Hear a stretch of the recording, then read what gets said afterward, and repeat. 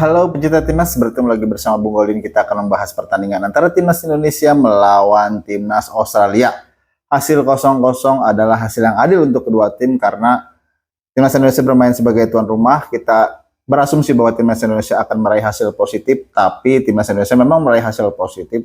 Sayangnya tidak mendapat 3 poin. Tapi dengan hasil ini, timnas Indonesia menurut saya sudah sangat luar biasa, sangat bagus, bisa melawan permainan Australia yang kita tahu notabene adalah Australia adalah pemain ibaratnya ya tim kelas dunia karena beberapa kali sering bermain di Piala Dunia. Tapi dengan melihat pertandingan ini kita cukup optimis bahwa setidak-tidaknya timnas Indonesia nanti mampu di peringkat ketiga atau keempat agar timnas Indonesia bisa melaju ke Piala Dunia. Nanti kita kualifikasi lagi sambil kita menambah pemain-pemain baru yang saya harapkan bahwa nanti itu akan semakin kompak, semakin solid dan bisa memberikan peluang buat timnas Indonesia maju ke babak-babak selanjutnya putaran akhir di kualifikasi Piala Dunia ini. Tapi kita apresiasi keberhasilan timnas walaupun 0-0, tapi ini bisa menambah timnas Indonesia poin menjadi 2, tetap unggul di atas Australia secara klasemen. Dan di pertandingan yang lainnya kita melihat juga tadi ada Arab Saudi berhasil menang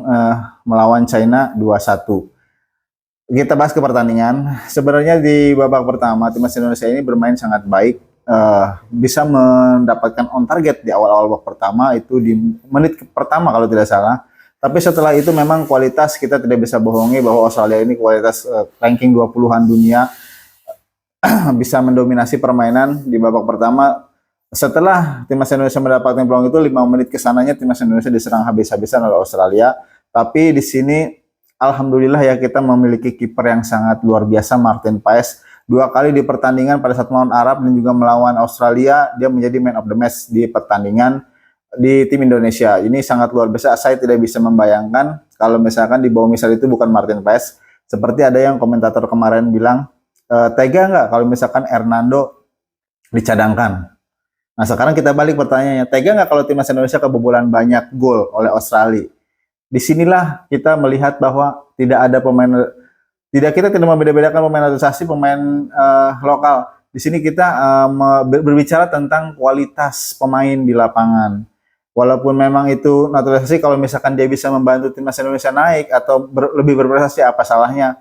Yang penting dia cinta tanah air dan dia ingin membela timnas Indonesia secara sungguh-sungguh. Daripada ada yang keturunan tapi kita tahu udah beberapa kali nggak usah saya sebut namanya ditawari sebagai kiper timnas Indonesia tapi tidak mau. Lebih baik yang seperti ini, main bagus, cinta dengan Indonesia dan sangat serius ingin mengangkat prestasi timnas Indonesia. Coba saya katakan lagi, bayangkan jika tadi kipernya bukan bukan Martin Paes, tanpa sedikit pun memandang sebelah mata Hernando juga sangat bagus, tapi kita di sini kan mencari yang terbaik di antara yang terbaik untuk timnas Indonesia. Akhirnya kiper timnas Indonesia itu dijatuhkan oleh Sintayong kepada Martin Paes dan hasilnya sangat luar biasa.